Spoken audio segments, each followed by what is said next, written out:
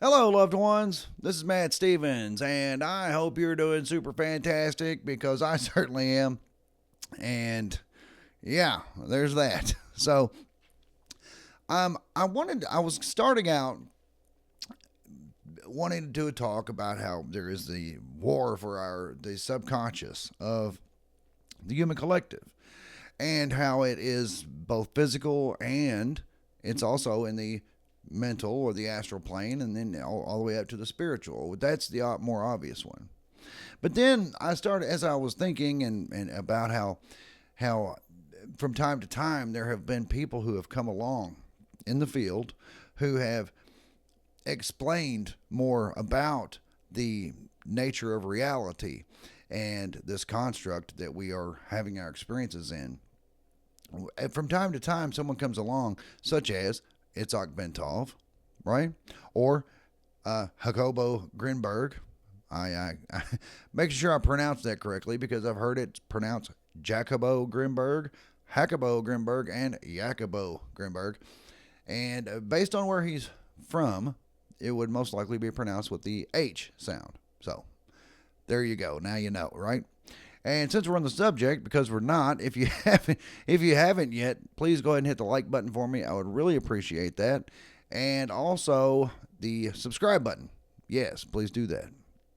But we have had people come along in the field from time to time who have really had some profound insight into the nature of reality and our place in the construct, in the field, and all that. Such as Micheal Talbot, who wrote the Holographic Universe, which is a book that I've read and I do recommend. Although, again, I'm not a big science guy, right? I do struggle through the sciencey stuff because I understand how it is very useful when talking about spiritual things. Because, well, as Nikola Tesla said, the day science begins studying non-physical phenomena, it will make more progress in a decade than it's made in all the decades previous combined. Something like that.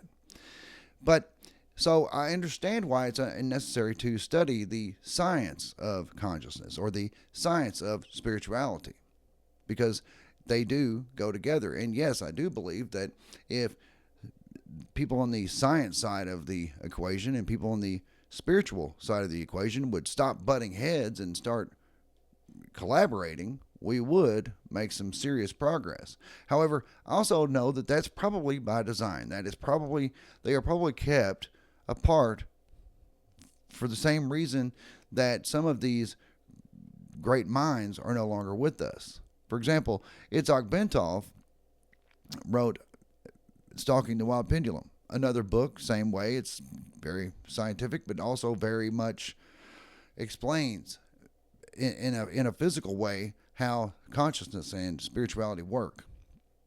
And it's like when people like that come along, Itzhak Bentov, Philip K. Dick, Jacobo Grinberg, Micheal Talbot, when these types of people come along and they begin talking about the nature of reality, the holographic nature of reality, or the artificiality of this construct that we're in, it seems as if they don't last much longer, right? I mean, even Itzhak Bentov's work was later cited in the CIA document, the Gateway Process. The Gateway Process was declassified in 2003, right? I think 2003.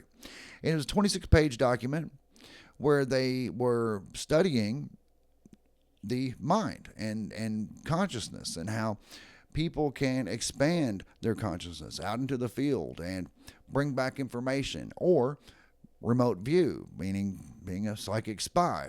You can sit right here in this place and spy on whoever are literally on the other side of the world. They was their own study that was very quietly declassified, by the way. They didn't want to make a big deal out of it, but it has picked up a lot of traction over the years. I mean, it's been over 20 years now since it was declassified. But it's like, even in that document, a lot of Bentov's work was cited. which is fascinating, which tells you that they know that he was onto something. They know that Bentov was very much onto the real deal. And he passed away in a plane crash, but it was it was suspicious. Let's put it that way. And Micheal Talbot, who wrote the Holographic Universe, supposedly he was writing a follow-up book to that. And now, yes, it was true he did have some medical conditions. However, he was also a young man, and he passed away from his medical condition. But it's like, it still just seems suspicious that he was most likely onto something, right? And Philip K. Dick, who wrote a lot of fictional science fiction books, such as The Minority Report, probably his most well known, but I mean, he's got a lot of great ones. And he was exploring how our reality could be layered timelines. And at the time, I mean, the Mandela effect wasn't really a thing, because I mean, he was in the 60s and 70s. I think he died in 1979. Don't hold me to that one. But definitely before the Mandela effect became a thing. But he was explaining the Mandela effect. He was explaining how somebody may have a memory of something, like, I don't know, let's say if they left their phone laying here and they go back to get it and it's no longer there. Very much like how people always talk about how they lose their keys. It's like, I leave my keys in one particular place. When I come home, I set my keys down, and then I go do whatever, and then the next time I go back for my keys, they're no longer there. And then I look around the house like crazy, tearing couch cushions apart, and the whole thing, only to find out the keys were exactly where they left them all along. How does that kind of thing happen if there's not some kind of glitch in the matrix, some kind of something, right? But these people were onto things like that. Philip K. Dick was onto things like that. He was explaining the Mandela effect, among other things, before it was even a thing.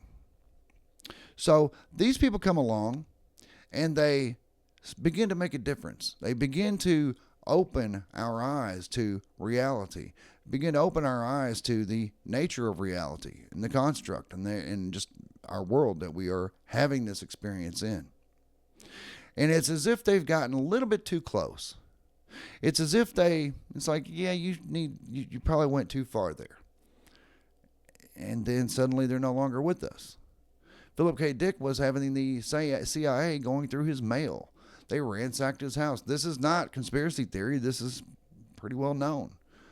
They went through his papers and I guess confiscated some. They want to know, how do you know the things that you know?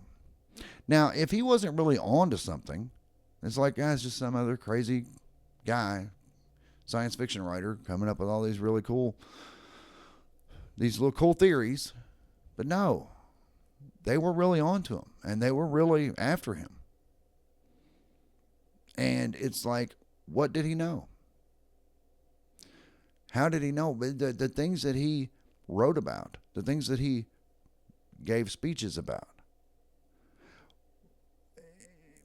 it's as if he's like, what did he know? How did he know it? And was he too close to the truth? Did they see like, we got to get this guy out of there, because he could wake up the public. He could wake up humanity. They could realize how true, how the universe, this construct is holographic in nature.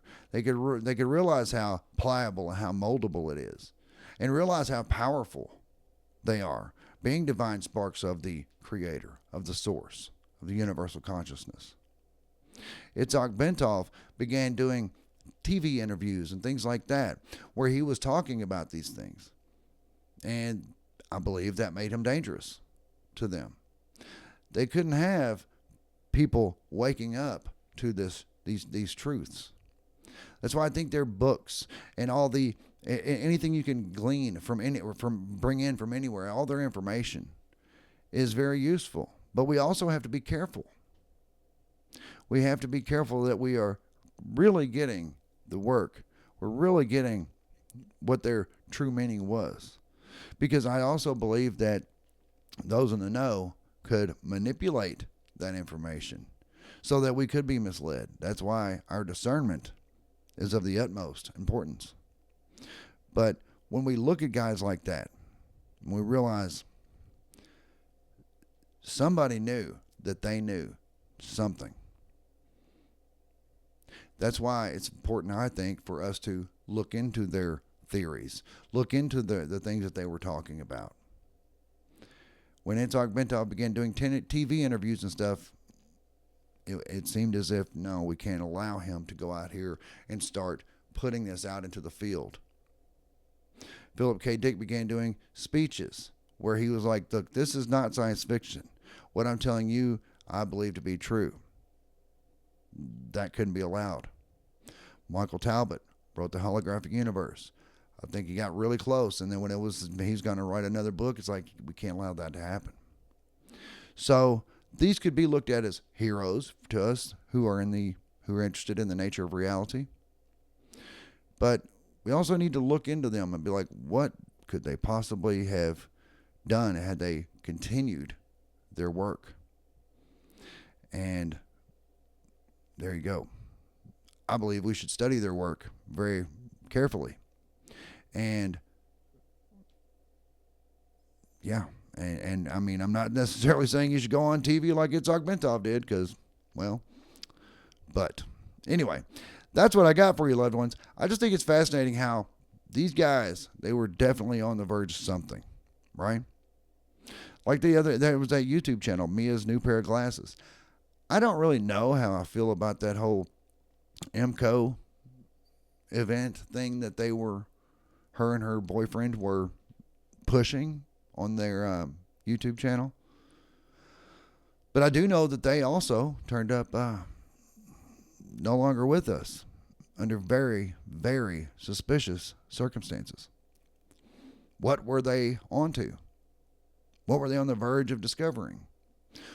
What were they bringing into the field of human awareness? We do know that the human collective are being kept down in that low vibrational state. They are being kept asleep at the wheel. Were these people doing something? Were they on to something that could have awoken humanity? I mean, ultimately, it's going to happen. It can't be stopped. But I guess it's like, well, they've got to put forth some effort to try to stop it, or at least slow it down, right? Because they, meaning the elites, the ruling class, their lifestyle is dependent on it. Their service to the archons, the negative entities who have permeated and hijacked our realm, they're dependent on it too. So it doesn't sound, it wouldn't be too crazy, too far-fetched to think that all these people were taken from us for bringing things to our awareness. Jacobo Grinberg, that one's disappearance is very, very suspicious. He's missing since 1994. And of course, there's always a backstory. There's the story of the crazy ex-wife or whatever she was. There was some lady involved, and they think that there's always that. Of course, there's always a backstory as to how he may have turned up missing for this or for that or whatever, and it's always something petty. Like, yeah, but it also could be the fact that he was bringing some very, very compelling information into the field, into the awareness of human consciousness. So, there you go, dear loved ones. I'm thinking about, because I study a lot of these guys like Itzhak Bentov and them. I really would like to get more into those guys' work. I think that it's important to do so. And I know I talk about Itzhak Bentov a lot. I don't really talk about Philip K. Dick or Jacobo Grinberg so much, but yeah, I think that was it. I think I should. So let me know what you think, dear loved one. And yeah, that's what I got for you. I do love you. I truly do. And I'll be back directly.